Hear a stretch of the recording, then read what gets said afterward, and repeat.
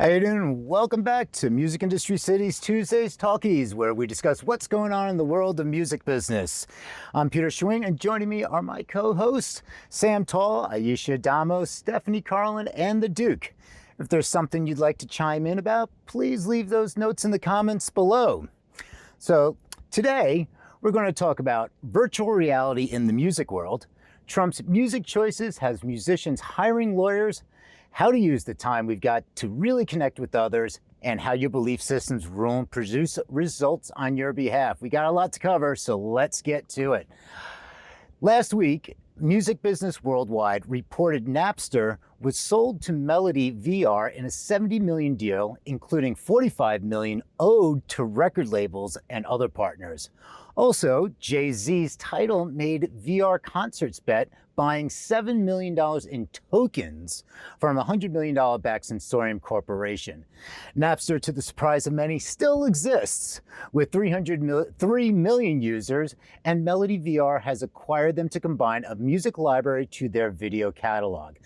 Melody VR CEO Anthony Matchett said, Melody VR's acquisition of Napster will result in the development of the first ever music entertainment platform which combines immersive visual content and music streaming.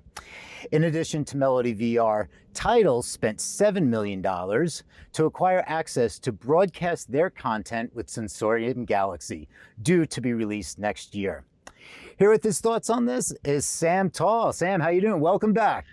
I'm good, Peter. Thanks for having me back. Great. Well, you know I love this stuff. So, yes. And the fact that there is virtual currency inside the Sensorium platform, kind of like Twitch bits. Yeah, and I see this as a great plan, but are music fans ready to adopt VR into their lifestyle? I don't think so. And here's why I think that. So far, every VR experience, every virtual space, the meta space that Sensorium is talking about, this all comes from a similar sort of presentation as we had Second Life once upon a time, which I think is still out there kicking around the internet. We have Fortnite as like this preeminent platform for events now, as opposed to just a game. It's a social meeting space as much as anything else. And Sensorium uses the same engine. It's using the Unreal Engine 4, which is how Fortnite's built. Fortnite being a product of Epic Games, who develops the Unreal Engine. It's kind of the underpinning of most video games these days, actually. So at this point, like, I understand there's maybe a little bit of a psychological hurdle to becoming a Fortnite player and that being your token access to concerts. But I don't know that we need a whole other platform for this yet. I don't know that we have the technology. I don't know that consumers are able to get on board with this. Like, it's a huge hardware demand to experience something in VR, to get involved in that. I mean, the Oculus isn't selling that well. Maybe this is something that helps kind of nudge that along, move the ball forward. But is this the thing that gets us to a future of VR concerts? I really don't think so. And what's interesting to me, and it's like, are we ready to adopt? And there are two barriers to entry. One is the price point. Okay, so naturally you have this price point. I mean, the most inexpensive is like the Google, like the cardboard box. Okay, but you really want to get into it, and then you're talking about bandwidth, technology. So yeah, there is high demands, but like, take like a platform like Steam or something like that. And to use an example, my friend who's a DJ and now she's a VR creator, she started doing these virtual, creating these like, DJ booths in the sky and everything. Now, I'm technically savvy, I'd like to think, and I know a little about computers and VR and all this stuff. And she was telling like, okay, people, you need to go to Steam, then you need to go to Wave, you need to download this, then if you don't have a fast computer, borrow your friend's computer. I used it on the desktop and I couldn't get upstairs to the DJ booth. And and I know what I'm doing. And I talked to her after, she's like, oh, I was fearing that because, the first timers, like, you had to make a friend with somebody. Didn't you read the instructions? I'm like, I didn't see instructions. And that happened in that, and there was that conference, the concert that they did inside Minecraft, was it, a few months ago? And people were complaining about getting their money back because they couldn't get to the concert. Right. It's not a one-to-one. I think people are expecting this to be a one-to-one, and it's such a misguided principle. There's no replication for being physically in a space, for feeling the sound hitting your chest, for the experience of a live concert. Now, we can have ephemeral performances. That's what live television has always been. And I have no problem with that. I have a huge argument with people who are trying to present this as a proxy for the real world because we don't have a real world to entertain ourselves in. Mm-hmm. I understand the frustration. I just don't think, I think we're rushing headlong into something that doesn't exist. Maybe I'll be proven wrong in the history books. I think we definitely need people on the vanguard to push this forward and figure out what our path forward is. We have to experiment. We have to be willing to fail and take risks and all that kind of good stuff. Very on board with that. But I don't like the notion trying to sell to the consumer that this is the new concert of the future when that's categorically not the case. I also, frankly, from a business perspective, I think there's a lot of just sort of confusing and self-dealing stuff going on here. And here's what I'm talking about. Let's look at Melody VR and Napster for a second. So, eventually, I think the whole thing with Napster was like, eventually this is going to be a vehicle for something. Eventually we're going to turn this into an asset. Obviously, we know where Napster started, and now we see where Napster kind of ends, right? We've waited a long time to see how this story plays out.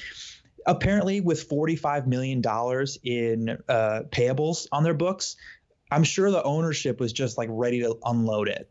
And here's a company that makes over $100 million in the past year and being sold to a company that makes less than $250,000, in their most recent bookings.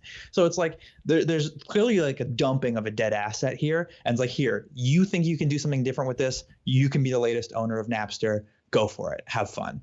But I'm sure the ownership is just ready to cash out. For whatever, almost along the lines of, say, like MySpace. It was like, here, just right, exactly. That's exactly going. what came to mind. It's like, here's a thing that sold for a lot of money once upon a time, and now is sold on a fire sale. Right. Okay. And it's not real estate. When they're talking about acquiring something with a $45 million debt, it's not like debt is equity, where like in real estate you can carry that into an equity. This is true debt. Oh yeah, for sure. Like this is a so company you that have makes creditors knocking. Who knows how much their costs are. And then here's my final feather in the cap for this. The title thing is so strange to me. Why would they buy $7 million in cryptocurrency to access a platform? I don't like that. Like, what's the play here? I think there's a lot more that we have to know about this first, but there's a couple of facts that we want to keep in mind as we watch this play out. Number one, Jay-Z still spearheads Tidal. Regardless of who operates it, regardless of who the other artist owners are, Jay-Z still kind of like the face of Tidal as a facet of Rock Nation in some respect. Even if they can say it's separate, it's really not.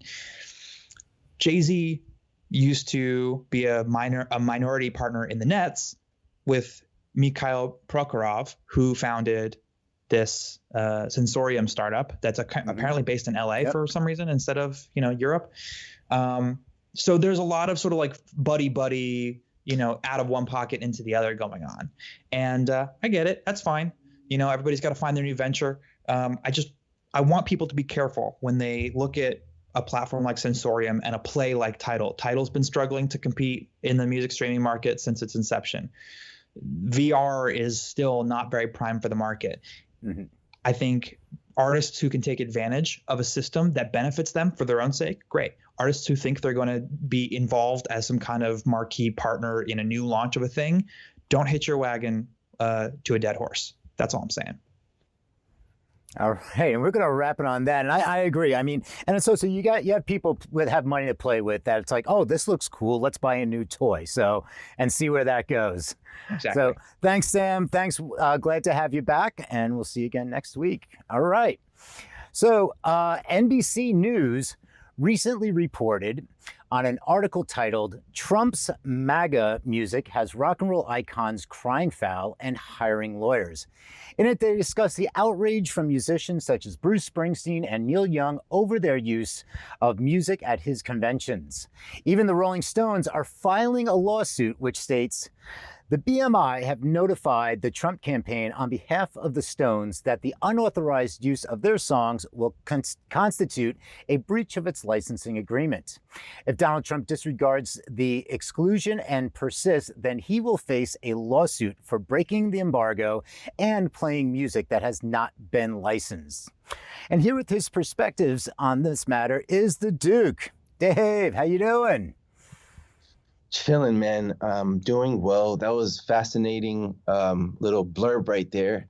Um, yeah, man, that's really interesting stuff, you know? Yeah, and this has been an ongoing issue. So it's not just with Trump, but with many other campaigns. So, what's your take on all of this? It's a strange thing because it's like music is for everybody to enjoy, right? And so, but then it's like you can only enjoy it in privacy.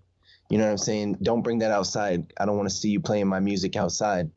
And then on the other coin, I totally understand because on that level, on a Trump level, right? Not on a YouTube level. On YouTube, people take songs all the time and they do whatever they want and nobody cares. It doesn't really show up on the radar. But Trump, if he uses like, they're coming to America. It's like, somebody got to get paid. You know what I mean? And if you don't do that, then you have lawyers just waiting. They're just waiting to wake up in the morning and be like, yes, we got something to do today, guys. Let's jump on a conference call. This is going to be a rad day.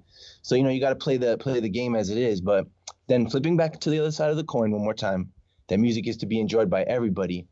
And it's really strange that we could maybe possibly live in a world of these colors and parties, and then to say like this is music for these people and this is music for those people, and let's not mix the music together. My daughter loves Trolls 2. The Trolls World Tour. It's all about bringing the music together. And there's the one troll, Queen Barb. She just wants everybody to play rock, and she just kills and conquers everybody. No techno, no nothing, only rock. And then, of course, at the end, they sing together, and it's a beautiful world of trolls. But I would love to live in that troll world as well here on the earth.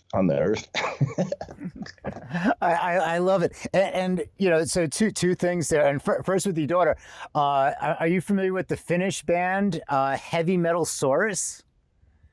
No, that's a great name though. You got to dig up heavy. You got to go on YouTube, find Heavy Metal Saurus. It's a metal band that they're all dressed in dinosaur costumes and straight on metal. It's great, and it's geared for children. So it's like get them into metal and hard rock at an early age. Love it. I've been telling me I had Pantera and Metallica on first since she was born. You already know this. I love it. So, one thing, and going back to this about like, there's other like performance royalties. So at the convention, there's the space that has to have licenses with the PROs. And then if you are an event producer, you're supposed to get another license for these public performances. So it's not necessarily always covered under the venue's license. So there is this case of like lawyers can step in and say no. And, it's that feel of like, music's open. Should we allow anybody to use it for any purpose once we put it out there? Or should we have like, you're an artist. Would you want your music used in certain areas? Like if you're getting, like, if you want to get a sync, you go to your publisher and your sync company, you say, I'll allow my music to be used in all of these, but here are the exclusions. Should that be the same for campaigns? I don't know, man. You know what I mean? Like I personally am not so attached to my music in like maybe a more spiritually Buddhist way to say like maybe they're not my songs. The universe, I was the vessel of these songs, and if somebody's over there and they like the song, I don't want to take things from them, but that I'm not everybody. I'm not Bruce Springsteen. I'm not Neil Young. And they can do what they want. But the one last thing is, what about the remaster, doing a new master of it? So if Neil Young says I can't use, the rock song, I forgot the name of the one. I played it a million times in the bars, but then some. But can I re-record it and have somebody else sing it? Can I use that master? Then it goes back to the ASCAP BMI thing where it's like, no, you can't, and that type of vibe. Yeah, and that's more legal stuff. So thanks again, Dave. It was great seeing you, and we're going to head over to Aisha. So there are a lot of things that make the list of takeaways during this time of the pandemic. But at the top of that list is surely a renewed value for the time we have with the people around us, and valuing presence makes the work better. To talk about how to use the time we've got to really connect it with others is Aisha Damo. Aisha, how are you? Good, good. Hey, Peter. Good, good. For some people, they haven't seen friends or had that after work drinks in almost half a year now. Can you believe this is 6 months? I And, can't. it's crazy. We're in September, so it's tough to, and it makes it tough to feel that connection. So, I'd love to hear, what are you thinking here? Well, I mean, like you just said, this is September. This is fall. This is back to school. This is all the things that, the end of summer, all of those things. And here we are still dealing with the pandemic situation. And we've been dealing with all of this and the repercussions of the pandemic for a minute now. I know that there are a lot of things we're learning from all of it, but I know for a lot of people, this particular thing, the separation, has really highlighted the need for and the joy of connection with others. And I'm not just talking about artists and their audiences either. I'm talking about people like my roommate, who has been returning to the office twice a week now. And it's just her and just a couple of other employees in her company. But they are so joyful about going back to the office, even 6 feet apart, just seeing people in the office. And it's a joy that none of them ever expected to have about going into the office, but they're feeling it. I think this highlights, how the things that we do in a day are much more than just the things we do in a day. It's more than the things we accomplish or check off the list. It's doing these things with others that is really what counts. And this pandemic has brought that to the forefront. On a personal level, I attended a viewing this past week for someone that was close to my sister who passed away. And what was most striking were all the photographs she had put around the room and ones that the family had brought. Pictures of these moments that weren't just about a checklist or achievements, but they were about everyday joys of being in each other's company. I think that even in times like these, when distance is a necessary safety, there are still ways to connect with one another, whether it's a present and, fully being present in a nod to a stranger who's passing by, or a much needed phone call to a friend, or a long string of text messages back and forth to another bestie that you're watching a movie with. I've been doing a bit of that in the middle of the film festivals. It brings people together. And maybe it's that focused thank you to a cashier in the grocery store. These little things that are making the fabric of our lives. I mean, these are the important things, the artistic things even. It's a great exercise, I think, to tune into and be present for connection, even in the smallest, seemingly inconsequential moments. And I'd like to propose that these are the real ingredients of life, the ingredients and the work of a real artist. So I think that, this week, if you can make it a practice to see, and be in that kind of presence and connection with others, even in the places that seem the least important, because one of the gifts we have of this time is realizing the value of the small encounters. I think, I don't know, these are the places where the artistic and life essence lives. And we're, in a way, lucky to have this time, if we're lucky about anything in this time. We're lucky to be able to realize what it's all about. Oh, that's fantastic. You said a point there, like the memorial service, and it's really interesting now that you think about it. You don't find when you go to a memorial service, you see the pictures, you don't really find it's like, oh, they accomplished this, they accomplished this, they accomplished this. It's all about friends and family. And that's what's really interesting about, you don't even think about that. But when you point it out, you look back and you realize, yeah, nothing was to do with accomplishments. I mean, yeah, of course, some people might say like, and they did this, but those photos are friends and family. So, reach out, watch a Netflix movie together or Prime where you can share, you can watch it together. And even while you're distanced, it's still a way to connect because you can watch a movie together, you can chat, you can talk on the phone. So it's keeping that connection going. Yeah. Yeah. And, that's a great place to make your creative work from too, because that's meaningful to people. And it's especially meaningful to people right now because we need those little things to hold us together. Just give that little extra outreach and say hi and pop in. So, all right. Thanks, Ayesha. Thank you so much for that. And now we are going to move on to, we're talking about how your belief systems rule you and produce the results on your behalf. Stephanie Carlin is here to share a few tips on how to separate your beliefs from who you really are. Hey, Stephanie, how you doing? I am doing great. Thanks for having me, Peter, as always. I love having you here. It's great. Everybody's awesome. This is fantastic. So, one of the things that it's like, they say if you keep telling, when you sent this to me, the topic, and I was like, the first thing that came to mind was like, they say, like, you keep telling yourself, like, you're going to fail, you will find a way. And is that like along the lines, like, what say you on this? So I totally agree. And I say that there's one thought that halts everything, every daydream and every vision. And it's when we think, is this really possible? And that's where our beliefs come in. And I call them belief systems, but you call them reality. I believe anything is possible, like no joke, no kidding. But then people argue for their limitations.